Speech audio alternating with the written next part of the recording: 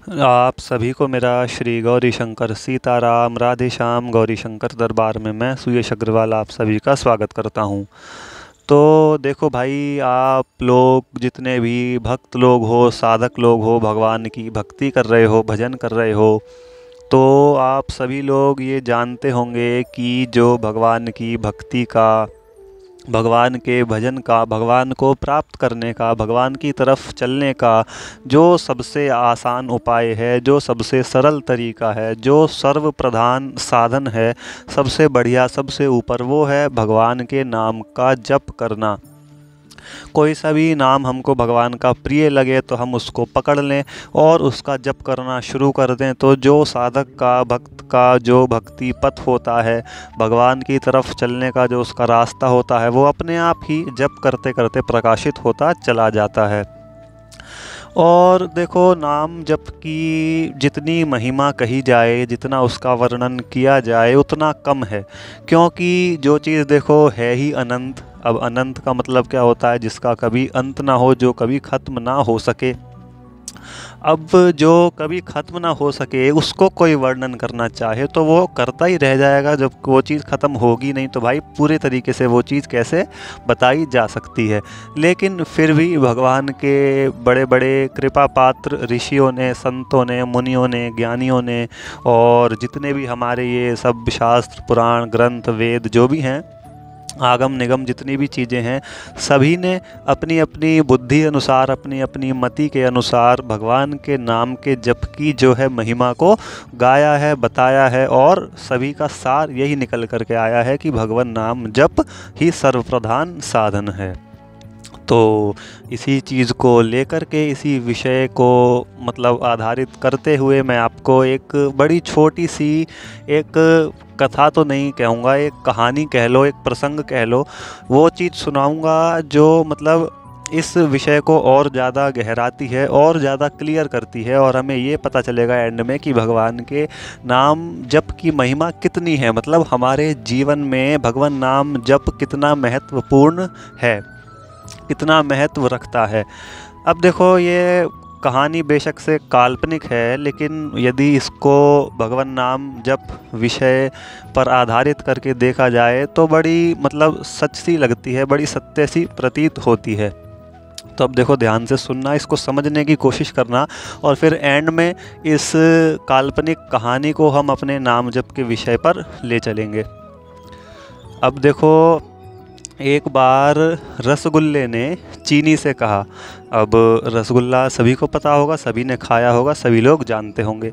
रसगुल्ले ने चीनी से कहा कि भाई मेरे को देख, तू कितना लोग मतलब सजाते हैं, संवारते हैं, कितने आलीशान तरीके से लोग मेरे को रखते हैं, डिब्बों में पैक करके, शीशे की अलमारियों में मैं सजा रहता हूँ, संवरा रहता हूँ, तो मेरी कितनी शान है, मेरा कितना महत्व है लोगों के मन में। और तू देख, तेरे भरे बोरे कभी इधर गोदाम में पटके जा रहे हैं, कभी इधर तू जा रही है, कभी ये हो रहा है, कभी डिब्बों में रखी हुई है, कभी कुछ हो रहा है, तो तेरा ये हाल है। अब चीनी इस बात पर रसगुल्ले से जो जवाब देती है वो ध्यान से समझने योग्य है। चीनी कहती है, भाई रसगुल्ले, तू इतना फूल मत, तू इतना हवा में मत उड़। जो तेरे अंदर रस है, जो तेरे अंदर मिठास है, तेरी ये जो शान इतनी है, इसका कारण कौन है? मतलब तू किस कारण से रसगुल्ला है? वो जो तेरे अंदर रस है वो कौन है? वो मैं ही तो हूँ, वो मेरे कारण ही तो है। यदि तेरे अंदर रस ही नहीं होगा, जो तेरे अंदर रस की मिठास है वो ही नहीं होगी, तो तू क्या हो जाएगा? कोरा गुल्ला रह जाएगा तू। जब तेरे अंदर रस ही नहीं है तो फिर तुझे कौन पसंद करेगा? तो भाई इमेजिन करके देखो, सही बात है, यदि हम ऐसा रसगुल्ला खाएं जो मीठा ही ना हो तो कैसा लगेगा? हम खाएंगे ही नहीं। रसगुल्ला क्यों पसंद होता है? क्योंकि उसके अंदर रस होता है, उसके अंदर मिठास होती है, उसके अंदर एक मतलब मज़ा सा आता है, खाने में आनंद आता है उसको खाने में। कारण क्योंकि उसके अंदर चीनी की मिठास होती है, उसके अंदर रस होता है। तो ठीक ऐसे ही ये इतना सा प्रसंग था, काल्पनिक था, लेकिन बहुत अच्छा है। अब इसको समझने की कोशिश करो। ठीक ऐसे ही हमारा जीवन है। अब इस जीवन में दो पार्ट कर दो इस वर्ड के, रसगुल्ले के, रस प्लस गुल्ला। अब जो इसमें गुल्ला है वो हमारा जीवन है, रस कौन है? वो है भगवान के नाम का जप। यदि हम भगवान नाम का जप नहीं करते हैं तो हमारा जीवन भी केवल कोरा गुल्ला रह जाएगा, उसमें कोई रस नहीं होगा, कोई मिठास नहीं होगी, कोई उसमें आनंद नहीं होगा। और ये कोई ऐसी बनी बनाई बात नहीं है, प्रत्यक्ष बात है, अनुभव की बात है। आप भी इस चीज़ का अनुभव कर सकते हैं। वो कैसे? वो ऐसे कि किसी ऐसे व्यक्ति से आप मिल कर के देखो जो भगवान को ना मानता हो, ना जानता हो, भगवान नाम जप ना करता हो। बेशक से मैं कह रहा हूँ उसके पास बाहरी संसाधन ज़्यादा होंगे, गाड़ी, कार, बंगले, कोठी और मतलब इधर उधर सारी सुख सुविधाएं होंगी, लेकिन कहीं ना कहीं उसका मन अशांत होगा, उसका मन बेचैन होगा, मन में शांति नहीं होगी। तो ये जो यहाँ पर रसगुल्ले वाला भाव है, ये बाहरी भौतिक संसाधनों से, भौतिक जगत की दृष्टि से नहीं है कि उसके पास रस नहीं होगा तो मतलब वो बेचारा कैसे भूखा मरेगा, उसके पास कैसे वो रो रो के जिएगा, ऐसी बात नहीं है। ये मन के अंदर की भाव है। जो रस होता है, जो आनंद होता है, जो खुशी होती है जीवन में, वो मन की खुशी होती है। तन का तो देखो जो हमारे कर्तव्य हैं वो पूरे हो नहीं हैं, भगवान पूरे ब्रह्मांड के पालन पोषण करता है तो सभी का पालन हो ही जाना है। ये विषय मन का है। जो यहाँ पर रसगुल्ला भाव दिया गया है, शब्द दिया गया है, वो मन से दिया गया है, आंतरिक जगत से। और फिर आप किसी ऐसे व्यक्ति से मिलो जो भगवान के नाम का जप करता हो, भगवान में श्रद्धा विश्वास रखता हो, भक्ति करता हो, भजन करता हो, तो बेशक से चाहे उसके पास बाहरी भौतिक संसाधन कम हो, गाड़ी ना हो, स्कूटर ना हो, बंगला ना हो, घर ना हो, लेकिन उसका मन इतना खुश होगा, इतना आनंदित होगा वो कि उसके पास जब आप जाकर के बैठोगे तो आप भी खुश हो जाओगे, आप भी आनंदित हो जाओगे। तो वो जो रस निकल करके आ रहा है, वो जो उसके अंदर से वो पॉजिटिव एनर्जी निकल करके आ रही है, वो क्या है? वो भगवान के नाम का जप ही तो है। वो जप की महिमा ही तो है कि वो खुद भी खुश है, खुद भी आनंदित है, और जो उसके पास आ रहा है उसको भी वो आनंदित कर देता है, उसको भी वो खुश कर देता है।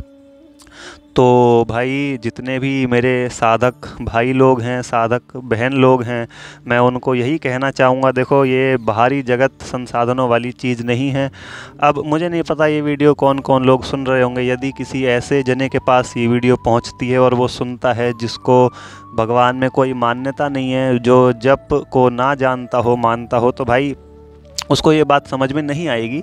लेकिन जितने भी साधक लोग हैं, भक्त लोग हैं, उनको मैं कहना चाहूँगा यही बात कि भगवान नाम जप के बिना हमारा जीवन केवल कोरा गुल्ला रह जाएगा, ऐसा रसगुल्ला बन जाएगा जिसमें कोई मिठास ही नहीं होगी, जिसमें कोई रस नहीं होगा, कोई आनंद नहीं होगा, कोई मज़ा उसमें नहीं होगा। तो जीवन को यदि आनंदित बनाना है, जीवन को रसगुल्ले जैसा मीठा बनाना है, रसगुल्ले जैसी शान का कि लोग हमको खरीदेंगे, संवारेंगे, सजाएंगे शीशे के अलमारियों में, डिब्बों में, ये केवल एक उस कहानी की, काल्पनिक कहानी का भाव है कि हाँ रसगुल्ला ऐसे सजाया जाता है और चीनी कैसे पड़ी रहती है।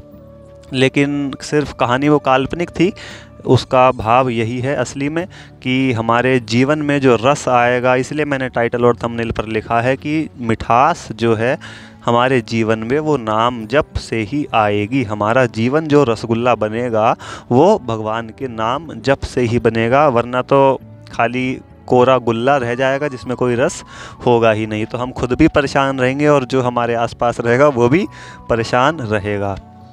तो सिर्फ ये भगवान नाम महिमा के ऊपर एक छोटा सा मेरा भाव बना था, मैंने सोचा चलो बताया जाए। वीडियो आपको अच्छी लगी हो तो भाई और लोगों को भी भेज देना। फिर मिलते हैं। श्री गौरी शंकर सीताराम, राधे श्याम।